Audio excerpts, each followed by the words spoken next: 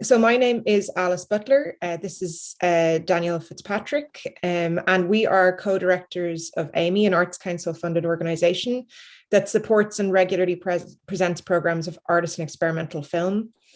And we're really delighted for those of you who were at our session with the Arts Council that you were able to stay on for this second session with Sarah. And for those of you who are just joining us in now, you're very welcome. This is a presentation by writer, researcher, and programmer Sarah Hayden that considers what it means and what it takes to make moving image more accessible. She's going to be addressing questions around what purposes captioning and audio description serve and what possibilities they open. And her presentation will be followed by a conversation with us, but mainly an opportunity for you to ask any questions or to give any comments that you have. And if you just put those directly into the YouTube chat, our colleague Emer Lynch will be able to feed those back directly to Sarah and ourselves.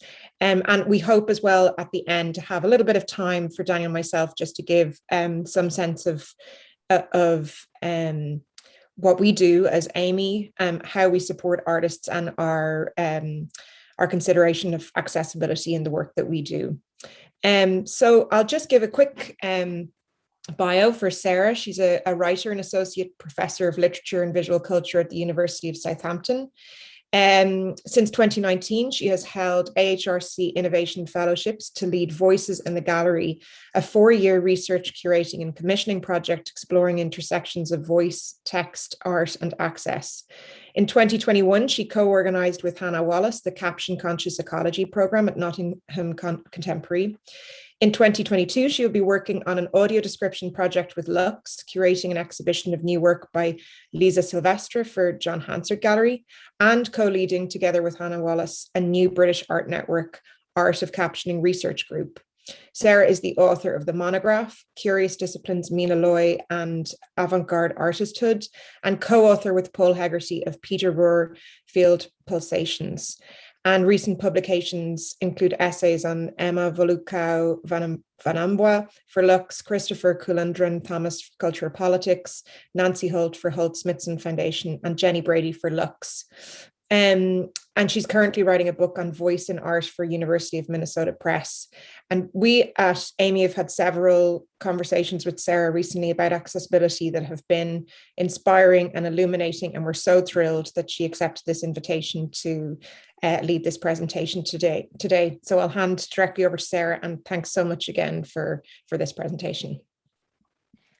Thanks, Alice. Hi, I'm Sarah, and thanks everyone for coming along. And a huge thanks to Alice and Daniel and to Emer for asking me to talk as part of this event today.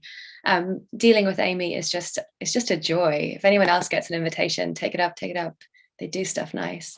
By way of a tiny self-description for anyone for whom it's useful to have a verbalized equivalent of what others can see on screen right now, I'm a white woman in scratched glasses commemorating the death of Meatloaf today with some maximum power ballad big shoulders. What some might also glimpse at the edges of the frame are intrusions from trailing bits of some very ailing plants. I'll also be describing the images that I show as I go along. You'll notice the live captions provided today very kindly by Jane from 121, and many thanks to Jane. And if you want to turn those on, you can just enable closed captions on YouTube. So the title of this talk sets it up as an intro, as a note, and notes towards making starts. So in speaking today, I'm going to hopefully presume very little about what any of you might already or for a long time have been thinking or working on in terms of access making within your moving image practice.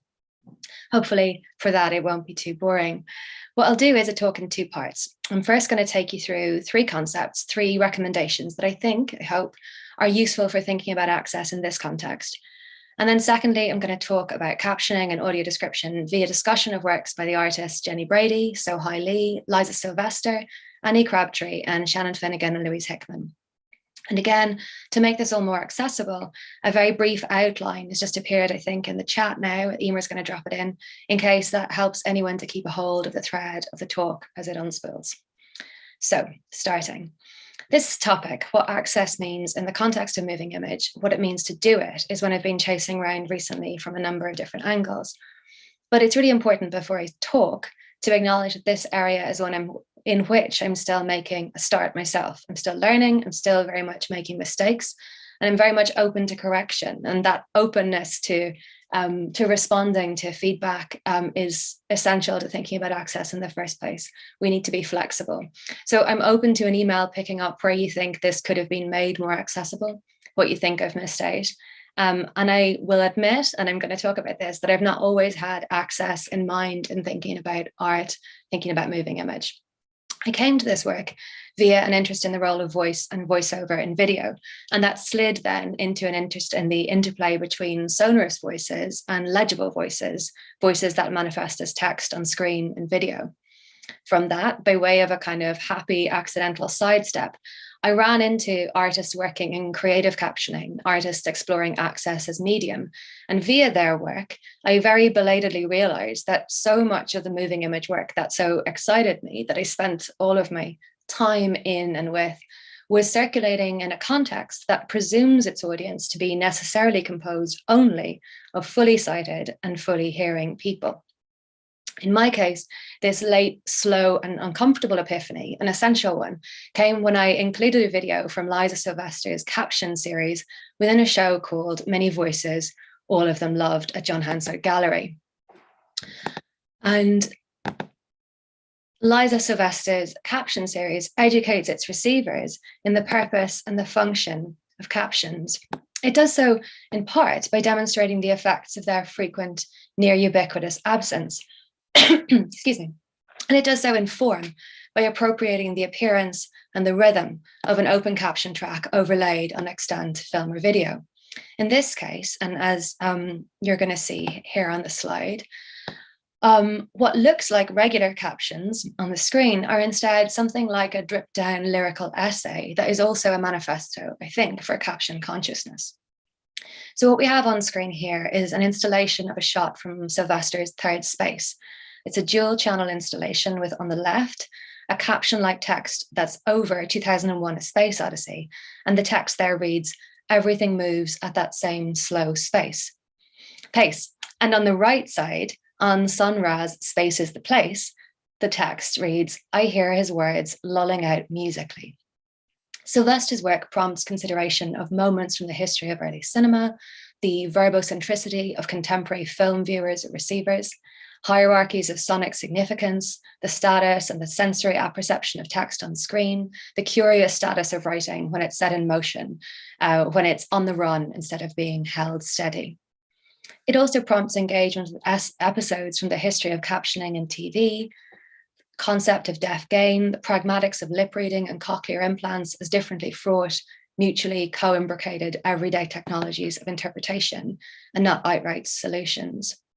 The image I'm showing here is a detail from Third Space, another image from 2001 with a grey-suited astronaut holding what might be maybe a clipboard lit up in the center, and his partner, another astronaut, manually interacting with the lit up displays of the ship's computer in the foreground.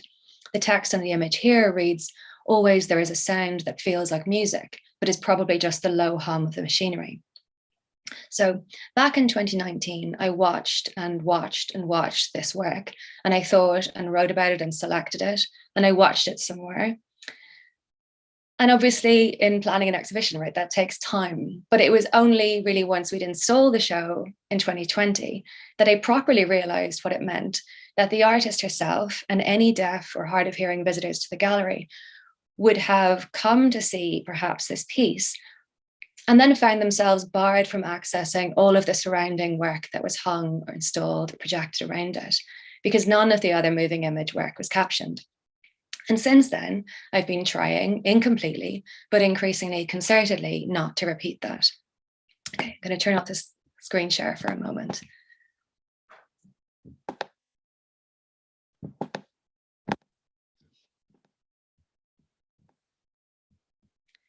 Okay, so I offer this backstory not by way of a confession, but to say, firstly, that however belatedly you get there, it's always worthwhile to start thinking about access, even if, as in my case, you've been oblivious before. And secondly, that while I'm here today to proffer some suggestions, the experts on access in film and video are the caption users, the audio description users, And the caption users, those who have the real lived experience of engaging with media and artworks that are more and less successful at making themselves accessible. As collective text, a disability justice-driven collaborative working process that support accessibility in art and film through creative captioning, audio description, and interpretation prove the person best placed to advise on how you successfully captioned or audio described your film is an artist who relies themselves on captioning and audio description to access film.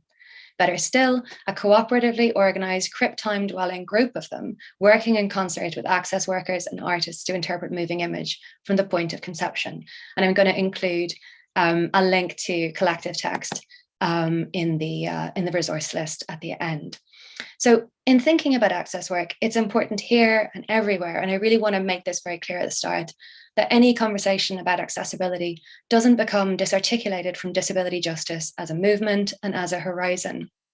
Arts organisations, like all others, need to be employing disabled people throughout and recognising that, as Mitchell and Snyder put it, I quote them, disability subjectivities are not just characterised by socially imposed restrictions, but in fact productively create new forms of embodied knowledge and collective consciousness.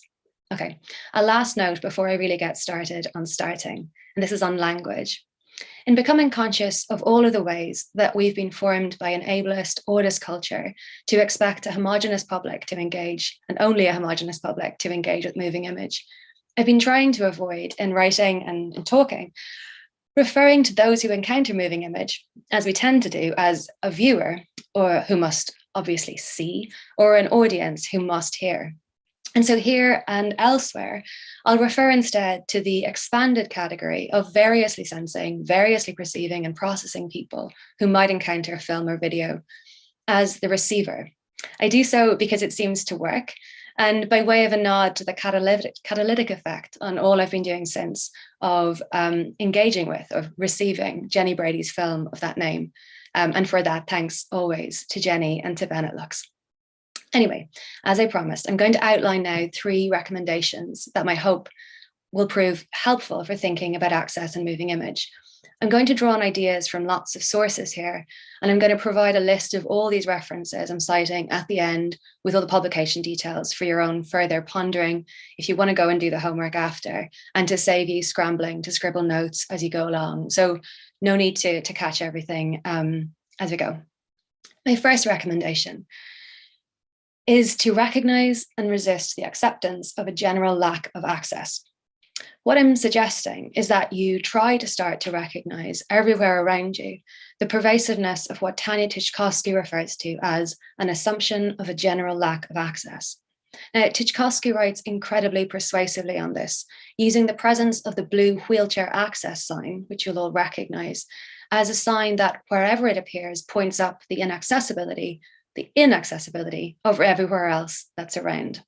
It points out, in doing that, our general acceptance, our general tolerance of an inaccessible environment, an environment built with one kind of body and one modality of moving in mind.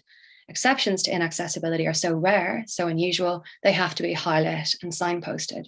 What does this mean in a moving image context? The equivalent might be, say, the single screening in a week-long festival that's advertised very prominently as being the open captioned one, or the sole morning during a moving image exhibition run of maybe 3 months when audio description will be made available. And then for that one selected, and usually selected because it's thought to be thematically relevant film. The Eventbrite page that brought you here today and to YouTube advised you that this talk will be live captioned, in part because clear, advanced, and accurate information about access provision is vital. It's the only way to do access. But also because we've all been trained to presume that anything not flagged as such is automatically, naturally, just kind of inevitably inaccessible. And it will be that for deaf people and anyone else who needs to access it differently, as though our scenes just grow that way, as though it's just natural. The never-ending pandemic has prompted many organizations to develop new ways of making their doings accessible to more people in more ways, to engage via different modalities or access rates. Certain other organizations have put on a show of care, encouraged a bit of a congratulatory dance for a moment, maybe last year, about something they tried once, and they've already gone back to doing things as they did before. And I think many of them are going to stay that way. That's a conversation for another day, but I would direct you to look at Sandra Alland on this topic. So here's my suggestion.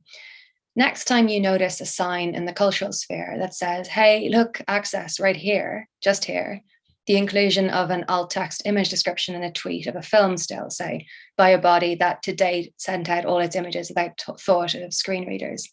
Step back and survey, as well as noticing it and being glad of it and thinking it was a good move. Also, step back and sort of survey with dismay the general state of things, the general acceptance of inaccessibility as normal and natural most of the time. Tchaikovsky identifies the need for denaturalizing marginality, becoming able to feel how strange it is that deaf and blind publics are routinely shunted to the margins of the program. Feeling out the edges of the massively ableist and audist cultures in which we've been formed, in which we're making and doing, makes it possible, it's a really necessary start, to thinking about access happening in a different way, in a better way. Okay, here's my second recommendation. Expand your concept of what constitutes access. Before you start to think about what it means, what you need to make a new work, presuming then to do later or sometime what's needed to make that work accessible, I'd recommend that you try to dismantle the false division between those phases, those tasks. In planning, in budgeting, in making, try to collapse the partition wall separating what's necessary for the film from what's extra for access, because this division, to quote Tchaikovsky again, relies upon and sustains the common sense understanding of disability as excludable.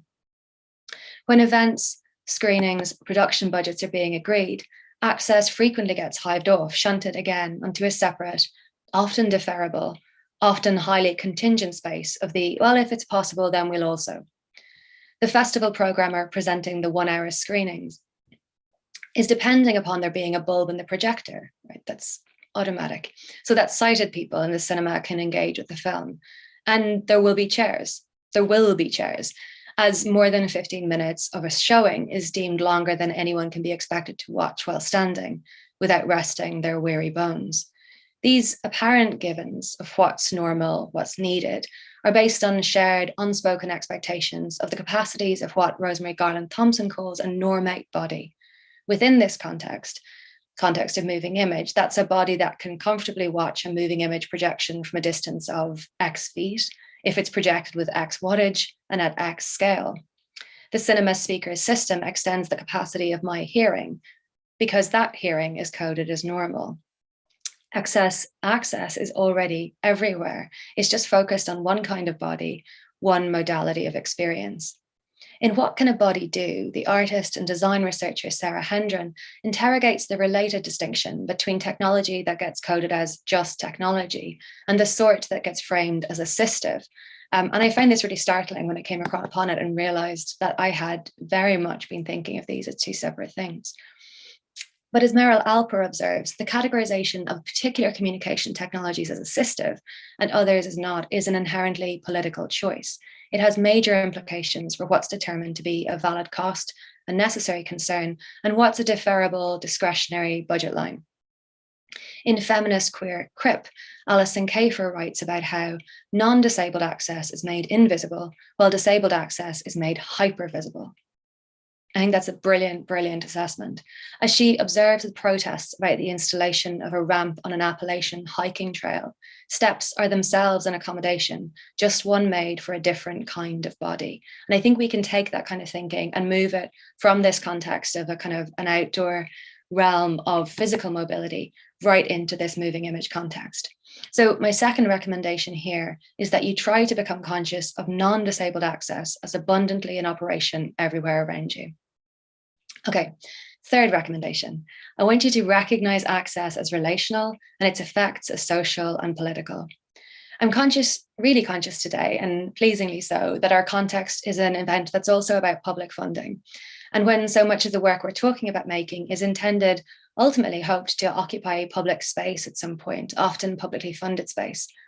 I'm also conscious, less happily, of being employed within a country where the government's per capita spend on culture has been drastically reduced in the past couple of years, and the impact of so many years of Tory austerity and state policy cruelty are very sharply, appallingly palpable everywhere around. So being in both of these places at once, it seems all the more pressing and urgent to me that what little there is of funding for the arts doesn't get directed to the production of work that does not consider whether it might be fully denying access to disabled and otherwise multiply marginalised citizens of the funding state.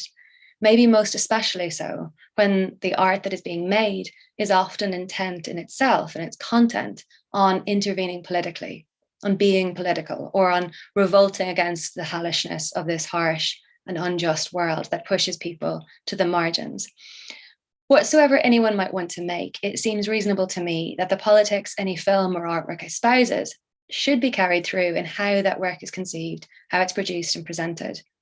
In Jonathan Stern's account, media are recurring relations among people, practices, institutions and machines.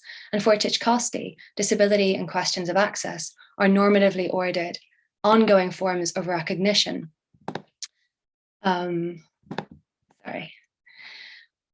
Between and communication accomplished between people.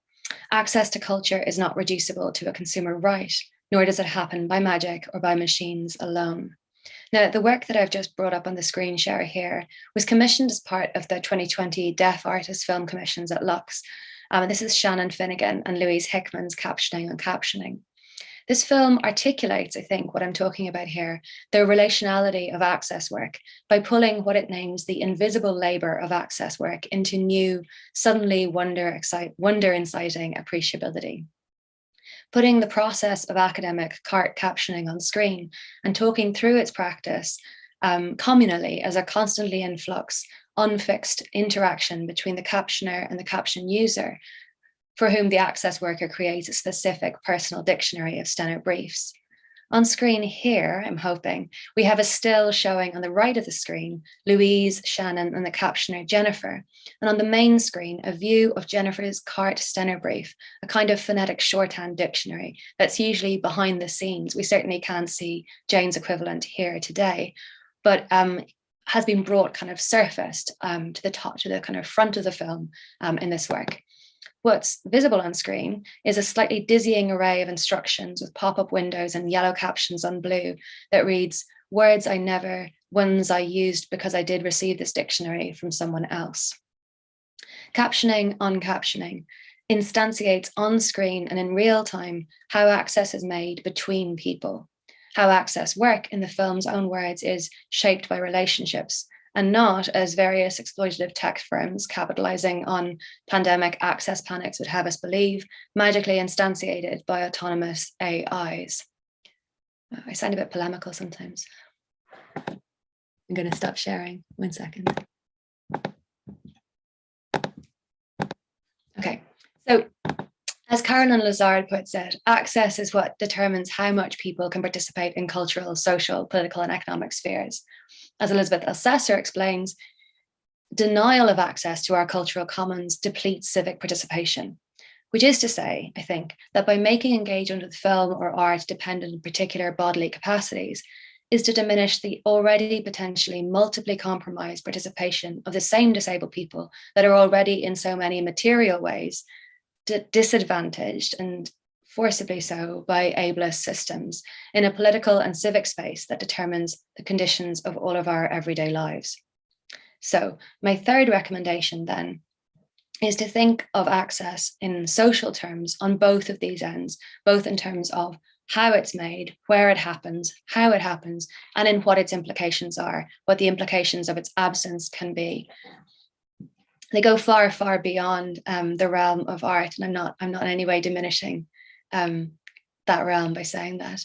So my third recommendation then is to recognize that access is always social, and think about it as being about more than ticket sales, right? Decisions about access to culture are decisions about who you recognize as a participant, about where you want to draw the line, about who counts as society. Okay, so we're halfway, or just beyond halfway. And with those three recommendations reverberating, I'm going to focus in here on captioning and audio description via some artists doing really interesting things within them. Mara Mills writes about captioning and audio description as types of translation overlay. I think this is a really helpful term, in which she explains alternative content is added to source material without creating a new work.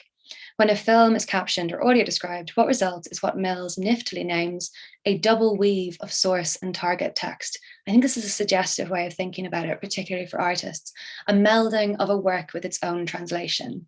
That surely is exciting. Thinking about access in moving image means engaging simultaneously with description and translation across forms. In captioning, sound is described or translated into text that usually, but not necessarily, appears on top on the screen. In audio description, a live in theatre or pre-recorded in film narration of the image track translates the visuals into spoken words. Right now, there tends to be a lot of confusion, and I've run into this in funny ways, and inconsistency about captioning terms and categories. There's also quite a bit of cynical miscategorization, right, of overselling of pretty minimal, crappy automatic subtitling as captioning, which it just absolutely isn't. What Jane is doing right now in real time is referred to in Ireland and the UK as live captioning, or CART. That's communication access real-time translation. In film, interlingual subtitles would translate words spoken from one language to another. Most people are more familiar with that. Intralingual subtitles would display spoken words in the same language on screen, and these are often, particularly by certain global streaming platforms, missold as captions. But to make moving image accessible, what you need is captioning and not simply intralingual subtitling. Captions on a video or a film would encompass the spoken words that might otherwise be heard in the dialogue or via a voiceover, but also includes a translation or a transcoding of the work's soundscape into words, the music, the incidental sound, all of the sonic significance of the work translated into text that's read from the screen, a rich rendering of what the sound is doing in and for the work. The experience of a deaf viewer watching your film will not, via captioning, be made the same as for a non-deaf person. But captions can go a very long way towards facilitating an equivalent experience of a work. And on this, I'd recommend you go look at the transcript of the video of B's contribution to the Protest and Practice event at Nottingham Contemporary last year. In broadcast TV, captions were originally either open, automatically made available to all viewers of a programme, or closed, accessible to people who purchased initially a very expensive set-top box. The decoder made visible or legible what was already in there, right? Something that was hidden inside line 21 of the broadcast signal. And there's something I think really intriguing about that idea of the captions are there and they have to be almost like, I'm just kind of imagining someone rubbing over it with a crayon to make them appear. I don't know. Well, closed captions are switched on and off by the individual, the private viewer. They're privatized, right? Open captions are burnt in, they're public, they're part of the work itself. And so whilst closed captions are definitely better than no captions, when we're talking about artist film, to my mind, and again, this is where I'm a bit polemical, right? The decision to make captions open or closed has implications for denaturalizing marginality. It has implications for disability visibility. Instead of privatizing access, open captions can surface on screen and remind everyone of the presence of caption users as receivers, on which I would direct you on the question of disability visibility to the work of the disability rights activist Alice Wong, and I'll put Wong's website in that list too. Though on YouTube or Netflix now, activating the likely very, very basic caption track isn't just a matter of clicking the CC button. In art and cinema, dismayingly, and I think this is really quite grim, the situation is worse. And I really feel like you just hope, right, that the art world would be further ahead than the nasty commercial platforms. But in this respect, not necessarily, or often not the case. And I feel like, I don't know, that's a prompt to something. Late last year, I attended a very large-scale installation of moving image work as part of a very, very major international festival. I say it like that because it had the funding. My colleague and I were assured that captioned versions of the films were going to be available.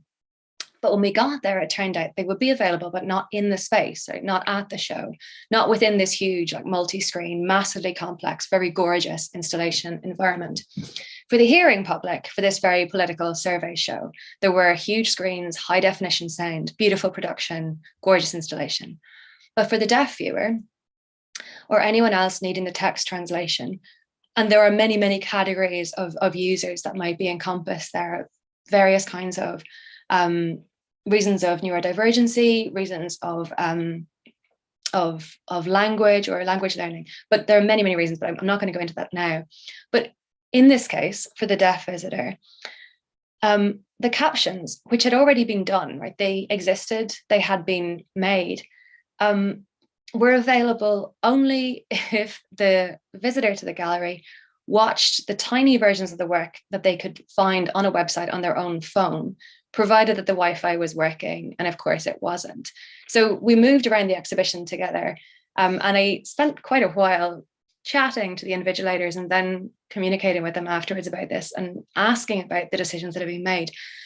But it was, to me, one of, again, those sort of striking epiphany moments of realizing what it means to kind of make access provision, but to do so in a way that so clearly says the show is for the hearing public, and the phone, go home, or, you know, figure something out, or, you know, there is a sense in that of who you expect to be there, who you consider to be your public, and what you consider to be like the term that would be used so often, like the audience, right, for your work.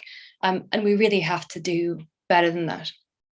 These inadequate kinds of workarounds, being sent to look at a website on Wi-Fi that isn't obviously working within the show anyway, they're not just insulting, but they also reproduce a history, a really deep and wounding history, in which, as Elizabeth Sylvestre argues, disabled people have historically been made absent from conceptions of the public sphere, consigned forcibly or constructively to domestic space. And I would just direct people kind of on a separate issue, but I think it's one that's worth kind of bringing here, but maybe for another day, another time, is that on the question of kind of captioning historic work, some of you will, I'm sure, have encountered the really influential work of Emily Watlington, and I'd recommend you go look at that. It just doesn't seem to fit within the remit of what we're doing here today. Okay, so you'll see, if you can see the screen here, that I've brought up an image from Jenny Brady's Receiver.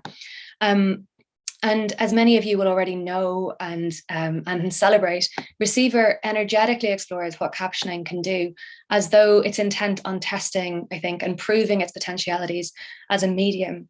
What's on screen right now is an ostensibly abstract, jagged-looking form, textured yellow and peach and grey on deep blue. And as becomes clear later in the film, this is in fact the chin and shirt of a speaker from archival TV footage. On screen, some early black on white, all caps of the type that scroll up the screen are also visible across the image. And these read, "We regret that we do not want to compromise at all." And this is, for me, like really a high point in the film. Brady's captions on archival footage from a post-screening Q&A play. A Q&A play Riley with the information that captions can transmit about a particular voice's tone as being casual, its emanation from within a congested vocal apparatus, it's being swollen, the clue it might be hard to give as to the speaker's comportment, their presence in the space, the attitude a sound seems to communicate, the voice as taught. It's almost like a kind of object lesson in the difference between subtitling and captioning, in the information that you can choose to convey that can try to produce an equivalent sense of what's being carried by a voice beyond just the pure facts of the words that are being spoken. Brady's captions, acutely sensitive, transmit the rhythms of speech as it passes between speakers. Punctuation captures the hesitations, the pauses that carry such a lot of the social meaning of conversation. And all of this information that is otherwise, by a bare bones, automated, merely unthinking subtitle, going to be refused to the deaf receiver. On screen now, there's a black and white archival photo from the same film, a still, of a group of signing protesters marching in the Deaf Presidents Now march. Faces are tipped up. This is at Gallaudet University. Their faces are tipped up, the hands are raised and in motion. The text reads, "Where are you, dash, are you on, dash, the phone with Shauna?" Across the work's separate passages, its chapters, captions take multiple different forms, as you can see just even in these two examples. They move differently on and off the screen, they interact differently with the images over which they appear. Use of a range of typefaces hints, I think, at the possibilities for how the aesthetic or affective qualities of a particular piece of vocal audio could be rendered legibly on screen. Excuse me.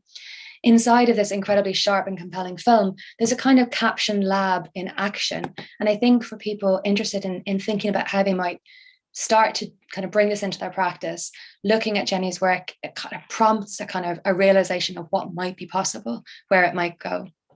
Every time I rewatch it, and I worry sometimes that if Jenny is tracking viewer locations or stats on Vimeo, she knows where I live. She'll no doubt corroborate. I have watched it very, very many times, but it suggests something else every time, I think, for investigation, another as yet unplumbed capacity that's latent within captioning as a medium. So Hai Li's silent work, The Sound of Subtitles, which is from 2021, reflects poetically and playfully on the proliferant operations that present whenever one starts to try to do describing. Where Liza Sylvestre writes over whole Hollywood films and channel switching montages, so Hai Li's captions appear over archival footage from didactic looking poetry and craft films. And I'm going to include a link to where this film is showing currently on Vital Capacities in that resource list at the end too. The never simple, never singular nature of any sound is made legible, as on the screen here, in the simultaneous presentation of trios of descriptions for each across the same image, repeated 3 times. Each of these are then offered as evocations or registrations for the sound of the same slice of silent footage. These descriptions summon sounds into being in the imagination of the hearing, perhaps the deaf viewer, producing a vertiginous chordal effect that is really quite peculiar to experience. Within less than 2 minutes, the receiver is required to attempt to hear over and over 3 things at once, or to hear the same image 3 ways differently. Concisely powerful, it exemplifies what Marcus, Best, and Love describe as, and I love this way of thinking about description, the essential generosity that can attach to description as a practice when it attends not only to its objects, but also to the collective, uncertain, and ongoing activity of trying to get a handle on the world. And I think this sort of way of thinking about description in terms of what we talked about earlier, access work and relationality, is really suggestive. So as the screen here is showing, one sequence shows 3 times, 3 times over, right across the screen, the same pair of hands shaping the same hemispherical clump of wet clay on a wheel, and it bears 3 square bracketed options. The first of these, the caption, is shaping. On the second, it's sound of emptiness in the room, and on the third, mysterious string music. The film reflects on the tendency for captions to capture not just appreciable sonic qualities, but instead, or as well, the mood that a sound is intended to induce. And on the screen now, another pair of the trio of Muddy Potter's hands throwing a pot on a wheel, and the captions read, building, sound of shaping context, and music intensifies. Sound of Subtitles reminds us that, as Sean Zdenek writes, captioners must rhetorically invent and negotiate the meaning of the text. And I think that this work of rhetorically inventing and negotiating is one that ought to appeal to artists, maybe particularly to artists who are already working with kind of language in their practice. Against certain maybe artist concerns or worries, translating or transcoding, as I'm trying to show here, a sound or an image doesn't lock down the significance of that sound or image or simplify their effects. Instead, these experiments in translation overlay seem to kind of carry out, I suppose, enact the claim made by Best, Marcus, and Love, and this again will be on the resource list, that through creating access, description can be a way of honoring the object of description, right? This is a lovely way to think about what it can be to caption or to describe. And their suggestion is that describing and descriptions can produce pleasure, and they really, really can. I think this is why I end up writing and writing and writing about, right? Like, you know, there's pleasure there, there's pleasure in the describing, and that pleasure can be built into the work of access.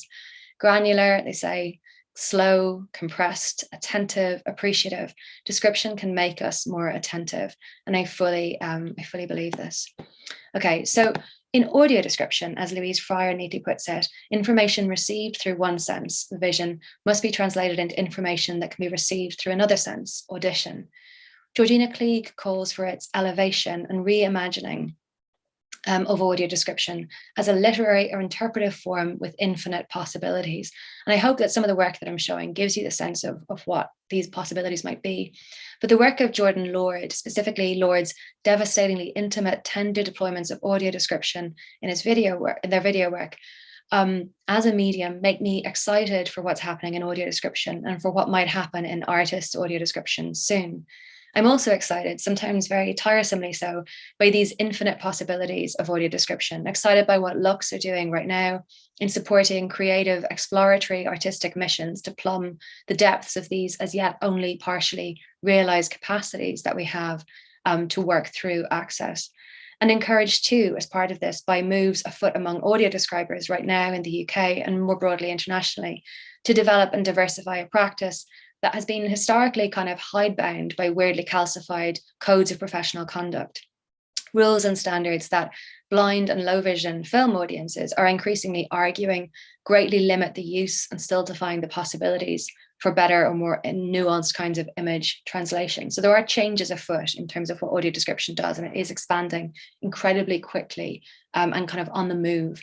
And on this, on the kind of professional practice, I directed to describing diversity collaboration between researchers Hannah Thompson and Rachel Hutchinson and the audio description providers Vocalize, and to Lux, back to Lux again, to what they're generating currently and going to be generating as a consequence of their commitment to artists AD and to audio description as an artistic practice. At its best, and for this I'd say, look to the extraordinary work of artist film describer of the highest order, to Elaine Lillian Joseph, who collaborated very sort of substantially with Jenny Brady, look to collective text and look to quiplash.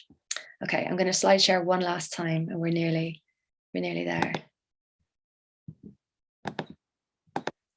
So Annie Crabtree's Body of Water, which I'm hoping you're seeing here, places the captions of a voiceover on the body of an unspeaking, swimsuited figure.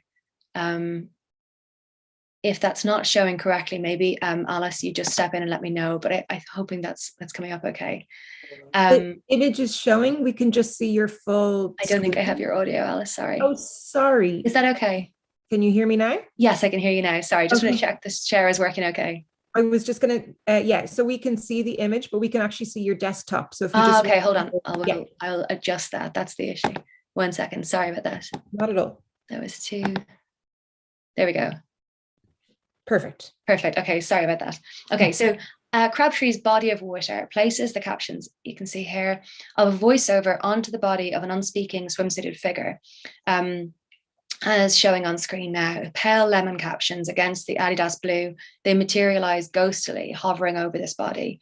And on screen now, there's a blonde figure in a blue Adidas swimsuit looking down at where their hands are delicately, tentatively, I'd say, touching the stomach. And the caption reads, "Telling the story allows me not to be dominated by it." An evocation, I think, of what the artist voiceover later names the removed voice. The captions here kind of seem to almost sort of enact what the work is beginning to describe, right? This removed voice that results from medicalized mismanagement of bodily pain and frailty. These captions amplify the voiceover's reflections on the body as, in Crabtree's words, a misbehaving, malfunctioning object, an autonomous problem to be solved. But before the voiceover, before any sound is made heard, earlier in the film, at the very start, these minty green italicized captions invoke very specific kinds of watery sounds. And these are sounds that are, as yet at this point, inaudible to the hearing receiver. There is no sound at this point. And some of these kinds of descriptions would be things like faint splashing, then watery gurgling, or loud underwater splashing. At first, it's unclear whether these descriptions of that objects are replacing absent audio, whether you've in fact just not got your speakers on at this point if you're used to hearing, or whether these descriptions are summoning the sounds into sounding. By the time they arrive, the watery sounds have already been anticipated. For some, they'll have kind of quasi-sounded in the semi-sensory space of imagined perception. For the hearing viewer, this moment of reading the captions and not hearing the sound might be felt as a disconcerting experience, maybe a productively disconcerting one, of being, for one moment, apparently not given access to something integral to the work, of being barred for a rare moment from full engagement with film. Within the first minute, the ground for the work's treatment of broaching, unspoken, suppressed experiences is already primed by this prefacing. And as the body on screen breathes visibly, concertedly, the detail of these aquatic descriptions builds, exceeds, I think, in the identifying of so many subtle and then appreciable different registers of water sound, anything the hearing viewer might themselves, unguided, have noticed. So like I was saying earlier, the description doesn't shut down the complexity of the sound at all, but instead can really sort of heighten the awareness and appreciation and the kind of readiness to apprehend difference and variation, tonal shifts and textures. Crabtree's website, and I'll include that link too, models access and moving image as itself practice, a huge part of the practice. Their more recent work, Tell Me How Do I Feel, is set on the website within a panel that offers the film in 3 versions, with a note crucially explaining that none of these should be considered the master. And these different versions kind of have different sorts of translation overlay built in, and built in very much from conception. Along with that explanation, I think it's really important one, there's also a content note, and we could talk another time maybe about that content note as another kind of angle on access and making things accessible. In Crabtree's 3-part panel, these different versions of the film, the translations are laid side by side across a row. And each of them, these translations, are then enriching and complicating and decentering and demarginalizing the last. So you kind of have this sense of a flow of potential ways, potential routes of access, and all of them are made. And there's no kind of hierarchy of the work itself and the crappy version on your phone, but instead this kind of beautiful flatness, this flattening of the kind of perceived idea between the kind of the master and the access version. And I think that the sort of jostling that results as you move across that sort of sliding panel, the jostling between the panes of the panel promises something that I want to see. I feel like I want to see more of. Okay, so just before I stop, as a caution, right, this is a really necessarily incredibly cursory skim across work that deserves much closer and more sustained attention. I could have spent 3 hours on any of these individual works, and it's slightly painful to fly past them like this way. But beyond that, as Shannon Finnegan and Bojana Cochliat's All Text as Poetry project argues, and hopefully this is sort of suggests this a little bit, access making, as well as being vital, and as well as being like just the thing that we can be doing, it can also be a site for creativity, exploration, and play. Given. But as my very wise colleague and co-investigator in lots of these recent explorations, the curator Hannah Wallace often reminds me, in play, in experimentation, in exploring and kind of, I guess like seeing what might happen in this zone, there has to be a baseline. There has to be a meaningful minimum of access maintained throughout any of the wild play. As Finnegan and Cochliat argue, the interest here is not in experimentation for experimentation's sake in access. The sort of experimentation we're seeking is one that moves towards better and more nuanced accessibility. So like I said at the start, accessibility can't be disaggregated from disability and disability justice, and kind of artistic exploration of access can't get disaggregated from accessibility as a principle, as an aim, as a practice. The very least useful thing we could start doing is making work that looks like it's captioned, feels like it's audio described, but is actually making a false promise, delivering one experience to those who are deaf or of low or no vision, and something entirely different and something much richer to those who are not. And this sends us back to where we started, with a stress on the importance of looking to the experts, the users, to teach us about access. So in conclusion, I've tried in this talk to cite the work of a lot of people who are and have been for a long time doing the work. And so to end, I think it's apt to circle back to Sandra Allen, activist, artist, editor, writer, resistor, agitator for access. In an essay titled Nothing About Us Without Us, No One Left Behind, Sandra writes, "Learning about access is a continual process. The easiest way to begin this journey is to lose our defensiveness." And I really would underline that. when someone highlights their exclusion, lose their defensiveness, it takes time and commitment to become accessible. And it's not a goal we can ever fully attain. And this too requires underlining. It's almost impossible to be accessible to all people at all times, but hopefully. Okay, now Sandra goes on in that line because she's writing there particularly about poetry and live kind of voice performance, to talk about what might become possible, what might be done, where things might be going in poetry. But hopefully in our conversation now and beyond today, we can kind of add aemi and together, and sort of just generally in sort of artist moving image, talk about what might come next, about what hopefully, or what comes later. Thank you.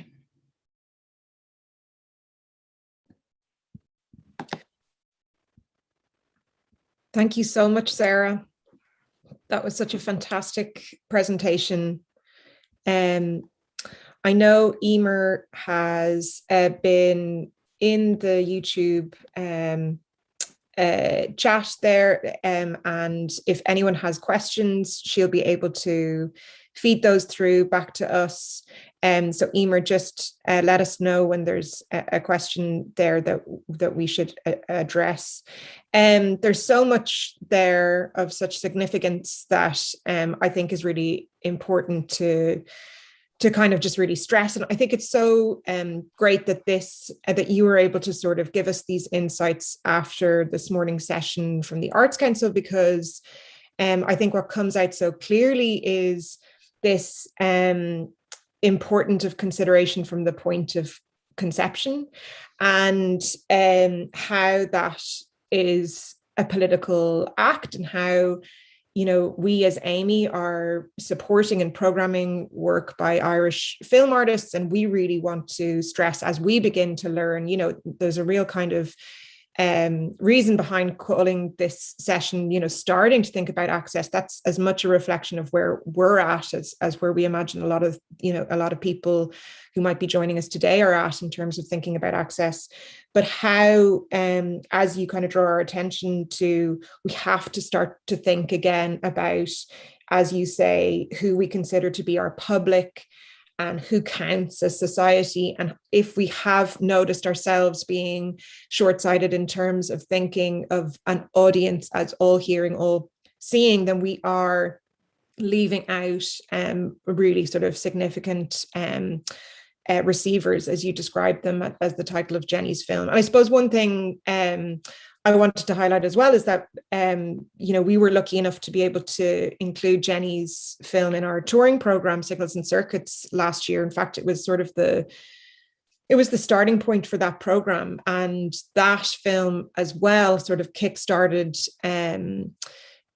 us, I think, starting on this sort of trajectory in terms of trying to, you know, just increase our own awareness and what we can offer and do to support artists who are making work to increase accessibility. And I suppose that's kind of something that's really interesting, is that, like, in a way, sometimes it's the artist who can kind of lead the way, you know, that it was Jenny who sort of sparked some of these like thoughts for us as well. And I think that that's just as much as you're saying that access can be a side of creativity, it's also really interesting to think of how artists can start to help a public shift their consciousness. That's actually a really exciting job for the artist. And I wondered if that is something that you have kind of picked up on as well a little bit. Massively. I think, like Alice, like, picked up on, and I'd say just experience, like, I feel like my kind of coming into consciousness of this is through artists, and not just artists kind of giving me concept, but just quite how it's through the engagement with those artworks, and through exactly how those works kind of act upon me, what they kind of like, what kind of engagement they demand of the receiver, how they kind of alter my expectations and kind of shift me from this sort of comfortable position as sort of a seeing and hearing person, of presuming that I'm getting everything, to being kind of just comforted out of that. And that it's almost sort of like the kind of parallel experience of reading, say, kind of critical disability theorists or activists on disability, but alongside that, kind of like it's happening through the art.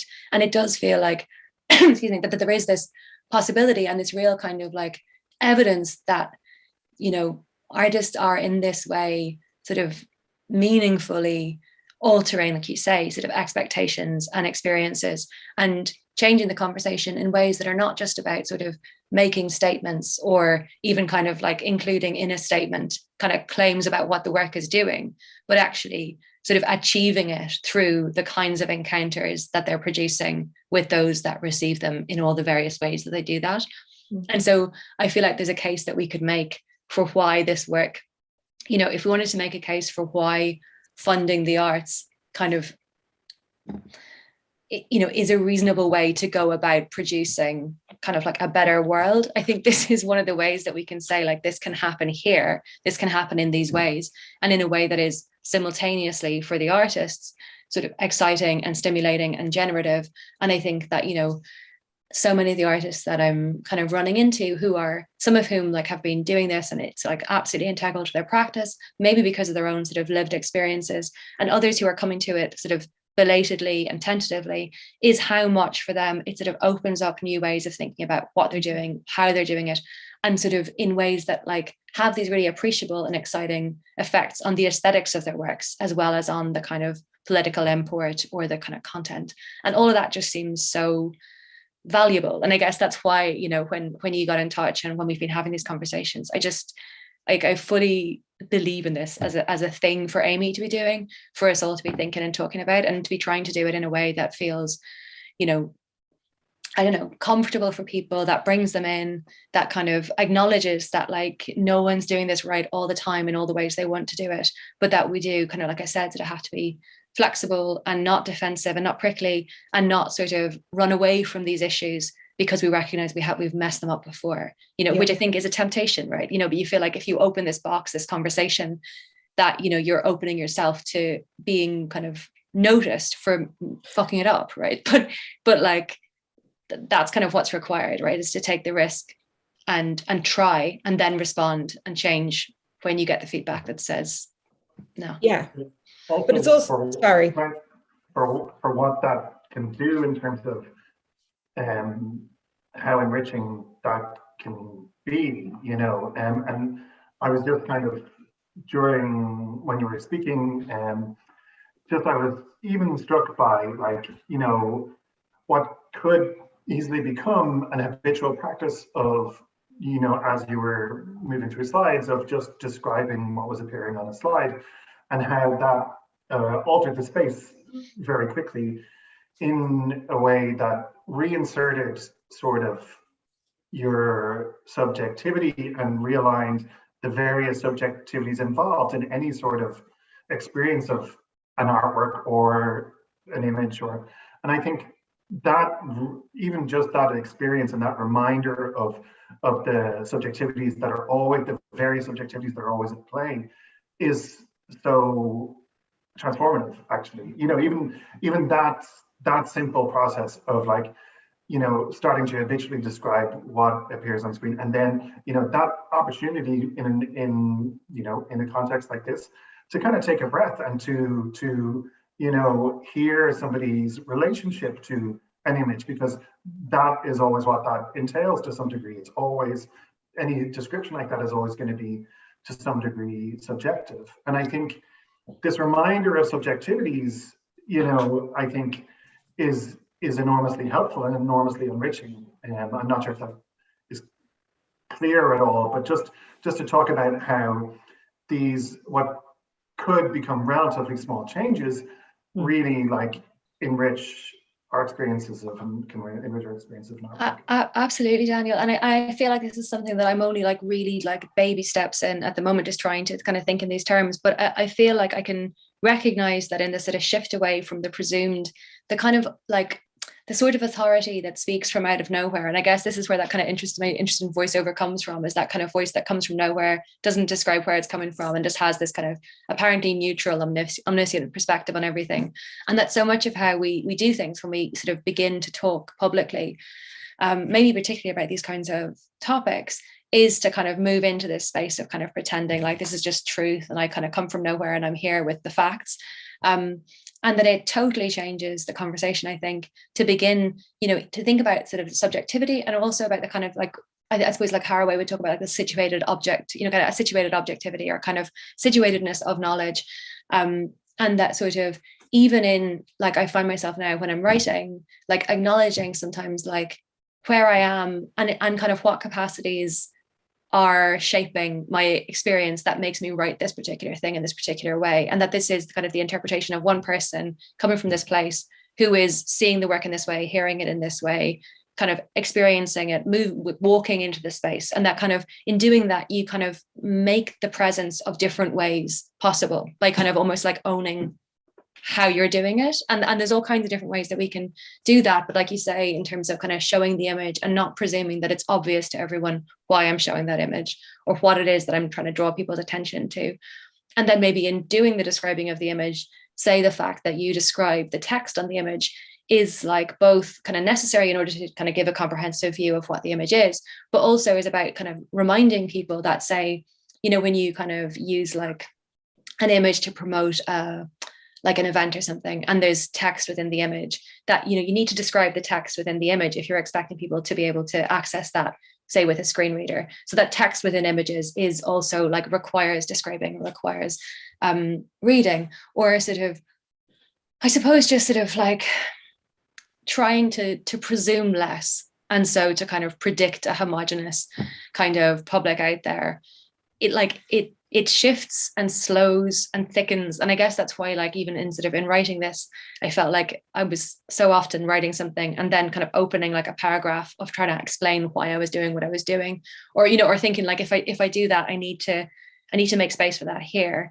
And that, like, I think what Alice was saying earlier about sort of the necessity of beginning to do this from the beginning of something is what makes it possible. And I know that, like, in recent times, like experiences of, say, like doing an event and then kind of coming on board with something and then saying, oh no, we need to kind of add access at this point, and realizing that in trying to do that kind of after the fact, it's like pretty much impossible to do it right. It's not going to have, in the same way that, like, if you make your film and then you say like, oh, I need to apply for a budget for the access for this, like it's just not going to work. It's not going to be built in. You're not going to have allowed for like the timelines, huge difference of timelines, even in terms of like putting on an event or a screening. And like, when do you start to plan for that event? If you know that you need to book captioners, you need to book ISL interpreters, you need to give the captioners and the ISL interpreters outlines of what you're going to do and speak about in advance. You need to build all that into your timeline so that things don't happen. You can't kind of do things on the fly and then expect that you can then make them accessible kind of after the fact. But that, like, all of that has to be like thought about and talked about, and kind of, I feel like now in anything that I'm going to do in the future, the first like project planning period of trying to imagine a new thing, like, I will just plan the access, kind of like almost start there, and then think like, and then what's possible, and then what comes from that. And that, like, it does require like just an inversion in how we tend to approach things. And the reason we tend to approach things in that way is because of all these like ways that we've basically been trained to think by a pretty horrible world. It's so funny, because when we were talking about what to call this whole morning of both events, we had a conversation about whether it should be called opportunities for film artists, opportunities for artist film. And I was like, oh no, artist film is a thing. Does it have opportunities?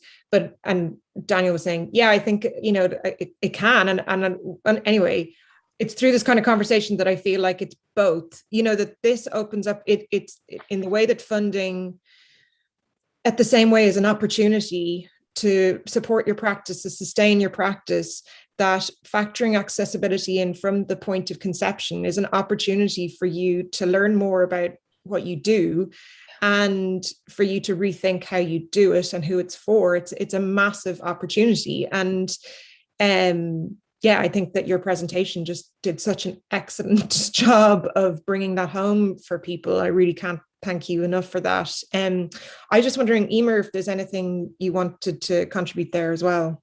Yeah, just before we wrap up, just personally, I want to say thank you so much, Sarah, just for really promoting and inspiring that space for creativity.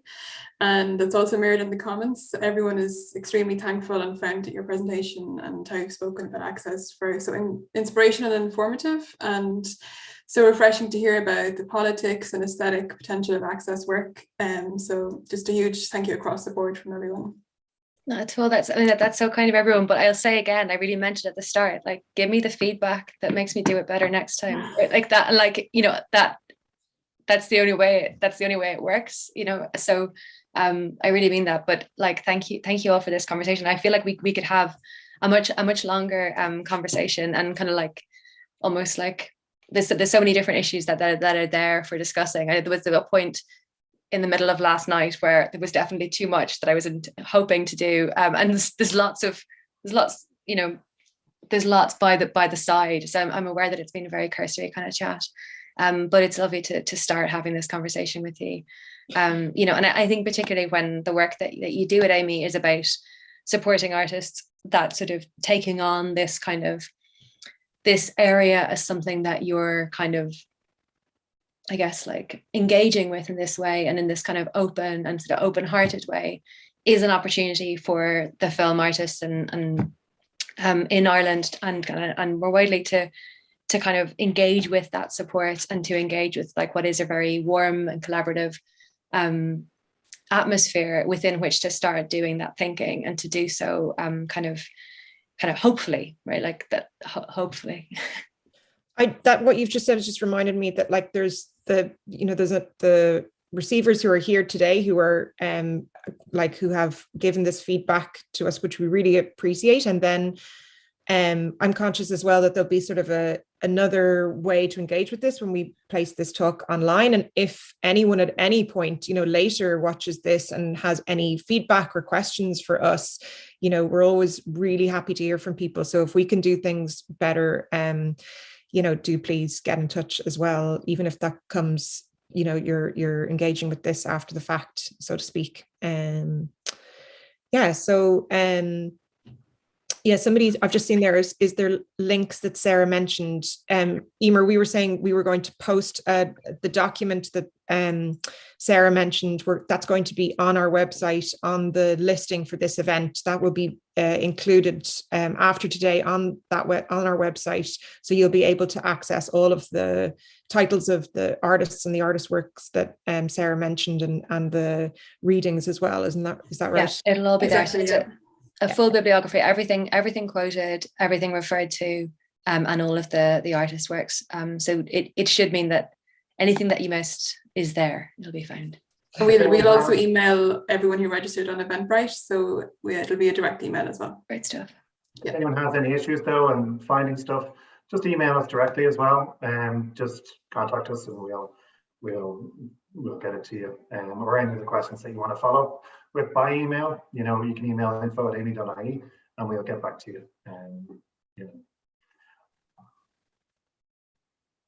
I think that's a really good point to end it. I mean, as Daniel mentioned, we always are really keen to hear from anyone who has any questions, and we do offer these advisory sessions and other ways of supporting artists. You can check out our artist support section of our website, and yeah, we would love to hear from you. So and thank you to everyone, to the Arts Council and to Sarah for their presentations, and to all of you for joining. Thank you. Thank you very much so much. Bye-bye. Bye, talk soon. Bye.